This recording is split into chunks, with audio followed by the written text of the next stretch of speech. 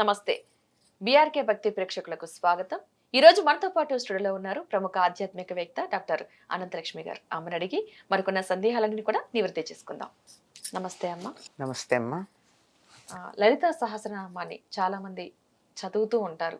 చదివేటప్పుడు ప్రత్యేకించి ఏమైనా నియమాలు పాటించాలంటారా? లలిత రహస్యనామ సాహస్రం అది. ఉమ్, లలితా సహస్రం కాదు, విష్ణు సహస్రనామం, లక్ష్మీ సహస్రనామం కాదు, అది లలితా రహస్యనామ సాహస్రం, అదే దాని పేరు.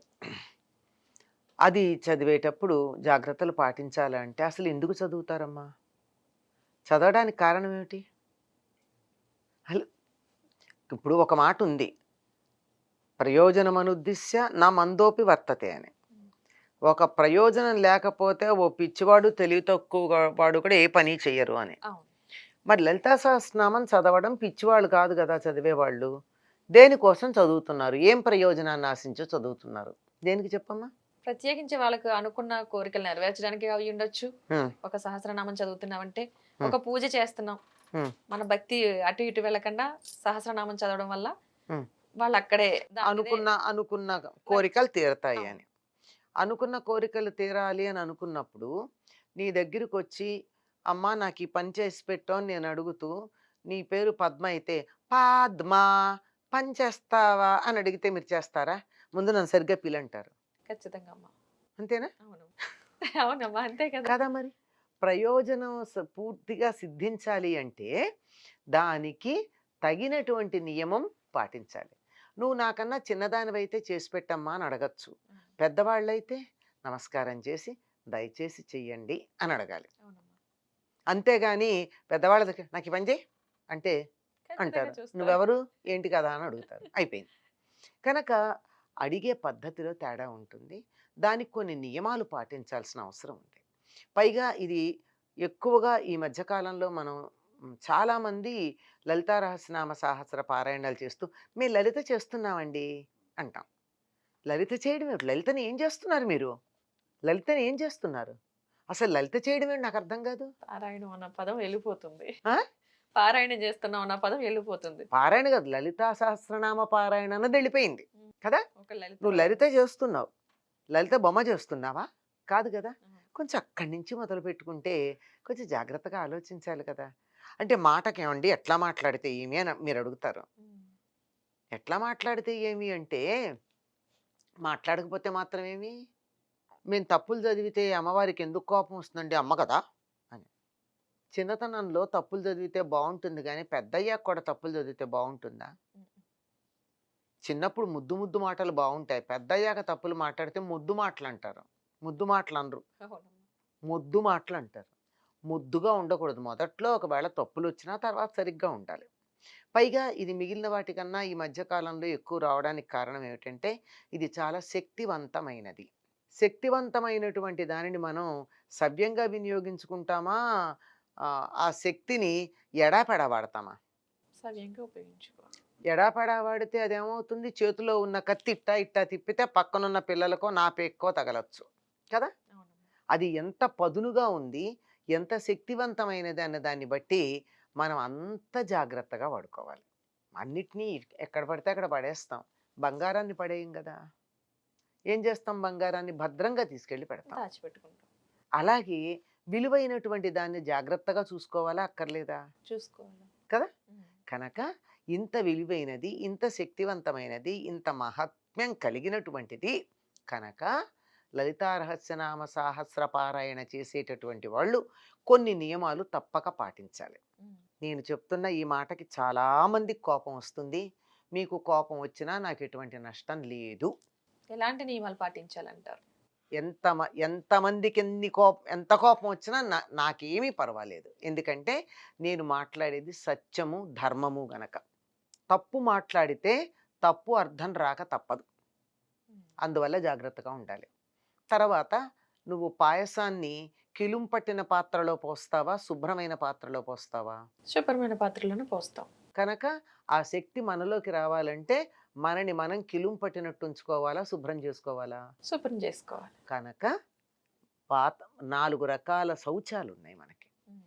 పరిసరాలు శుభ్రం చేసుకోవడం, ఇంటిని శుభ్రం చేయడం, ఒంటిని శుభ్రం చేయడం, మనసును శుభ్రం చేయడం. ఈ 4 శుభ్రం చేసుకున్న తర్వాత చదివినట్టయితే ఆ శక్తి మనకి పరిపూర్ణంగా వస్తుంది. మనం అదే సెల్ ఫోన్ వాడేటప్పుడు సౌండ్ సరిగ్గా రాకపోతే అవతల వాళ్ళు బాగానే మాడినా, మన దగ్గర సౌండ్ సరిగ్గా రాకపోతే కారణం ఏం చెప్తాం? సిగ్నల్ లేదని చెప్పేస్తాం. సిగ్నలు లేదు, మన ఇన్‌స్ట్రుమెంట్ కూడా పాడై ఉంటుంది. హ్మ్. కొన్ని ఫోనుల్లో సౌండ్ బాగా రాదు. అవును. ఎందుకు రాదు? ఫోన్ అవతల వాళ్ళు మాట్లాడడంలో గాదు.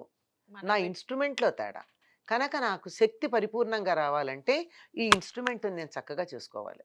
ఈ ఇన్‌స్ట్రుమెంట్ క్లీన్‌గా ఉండాలి. ఎటువంటి లోపాలు లేకుండా ఉండాలి. లేకపోతే ఏం జరుగుతుంది? నిప్పుల్లో తీసుకొని వెళ్ళి సాంబ్రాణి వేసే బదులు మిరపకాయలు వేసినట్టు అవుతుంది. అవును. ఏమవుతుందో నేను చెప్పక్కర్లేదు. ఘాటు ఎక్కువవుతుంది. మనం పేల్చలేం. అంతే కదా! సాంబ్రాణేస్తే ప్రశాంతంగా ఉంటుంది. ముందు. దేనికైనా అవసరమమ్మా. అవును. దీనికి మరింత అవసరం. హ్మ్. మనకే ప్రశాంతంగా ఉంటుంది స్నానం చేసి కూర్చుంటే. అవును. ఎంత హాయిగా ఉంటుంది.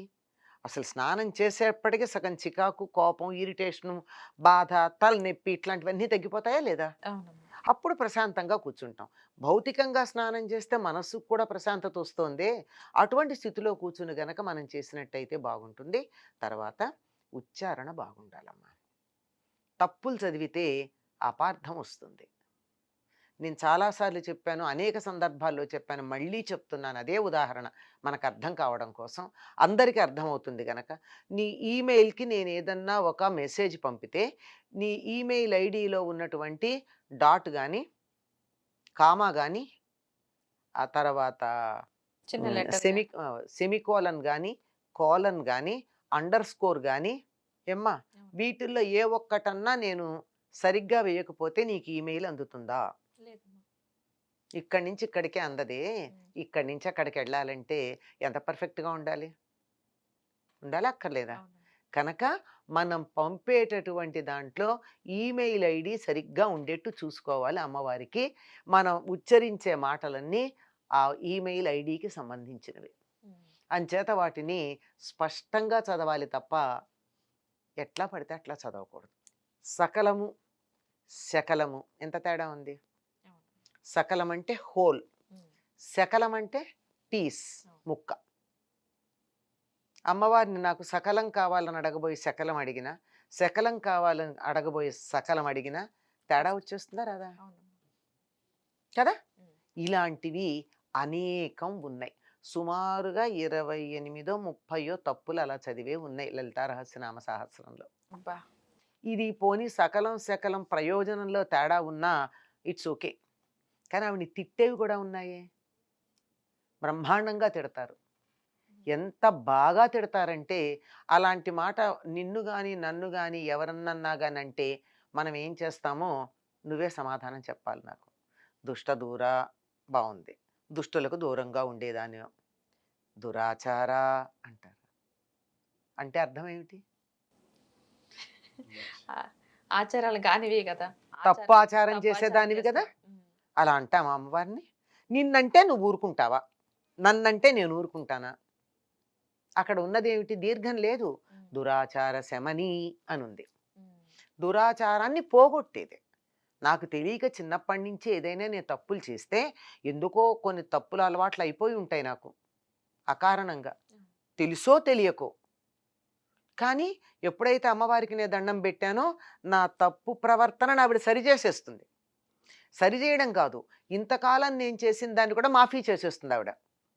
మరి ఆ మాట తీసుకెళ్ళి దురాచార అంటే పాపం ఆవిడకి ఎంత మంచిదంటే ఇన్ని తిట్లు తిడుతుంటే కూడా మనని ఇంకా బాగానే చూసుకుంటోంది కదా! అవునమ్మా. ఎంత దయ కలిగింది. ఆవిడకి దయ కలిగింది కదా అని చెప్పి మాటిమాటికి ప్రయోజనం ఉంటుందా? ఇలాంటివి భయంకరమైనటువంటివి చాలా ఉన్నాయి ఇందులో. అందువల్ల లలితా రహస్యనామ సహస్రం పారాయణ చేస్తాము అన్నవాళ్ళు చెయ్యండి. అందులో ఎటువంటి తప్పు లేదు. తప్పనిసరిగా చెయ్యండి. మంచిది. చాలా మేలు కలుగుతుంది. ఎందుకంటే ఇందులో ఒక్క అక్షరం కూడా ఒక దీర్ఘం గాని, ఒక సెమికోలన్ గాని, ఒక తు, చ లాంటివి గాని అధికంగా లేని పకడ్బందీగా ఉన్నటువంటి స్తోత్రం ఇది. మంచి ఫలితం ఉంటుంది. ఆ ఫలితం పూర్తిగా రావాలంటే ఫలితం అనకుండా ఫలితం అనండి. రెండిటికి తేడా మీకు అర్థమై ఉండాలి. అవునమ్మా. ఆవిడ ఆవిడకి ఫలితం ఇద్దామని కూర్చుంది. మనమేమో ఫలితం ఇయ్యి అన్నాం. ఆవిడ ఏం చేయాలో అర్థం కాక కన్‌ఫ్యూజ్ అయిపోయింది. అవునమ్మా. కన్‌ఫ్యూజన్‌లో ఉంది కదా! అవును. చెంత ఆవిడని కన్‌ఫ్యూజ్ చేయకుండా, ఆవిడని తిట్టకుండా, పూర్తి ఫలితం మనం పొందాలంటే ఎవరైనా తెలిసిన వాళ్ళ దగ్గర తప్పులు లేకుండా నేర్చుకుని చదవండి. బ్రహ్మాండమైన ఫలితం ఉంటుంది. అద్భుతమైనటువంటి హ్మ్, ఔన్నత్యాన్ని, ఆధ్యాత్మిక ఔన్నత్యాన్ని, లౌకికమైనటువంటి ప్రయోజనాల్ని కూడా పొందుతారు మీరు. హ్మ్. అందులో అన్నీ కూడా మనకి ఒక మనిషి లోకంలో ఏమేమి కావాలని కోరుకుంటాడో అన్నీ అన్నింటినీ ఇవ్వగలిగినటువంటి శక్తి, దానికి సంబంధించిన మంత్రాలు అందులో ఉన్నాయి. హ్మ్.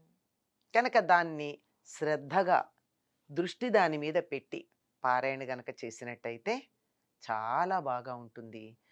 భూలోకంలో చాలా గొప్ప అయినటువంటి సుఖాలను పొందుతారు.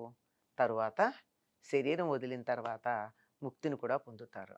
కానీ ఒక ఫ్యాషన్‌గానో, ఒక సరదాగానో అందరూ చేస్తున్నారు కనుక నేను చెయ్యాలని చెప్పి ఒక తాపత్రయపడిపోయి దడ దడ దడ, దడ దడ దడ తప్పులు చదివేస్తే రావాల్సిన ఫలితాలు రాకపోతే పర్వాలేదు గానీ, అప్పుడప్పుడు వేరే ఫలితాలు కూడా వచ్చే ప్రమాదం ఉంది.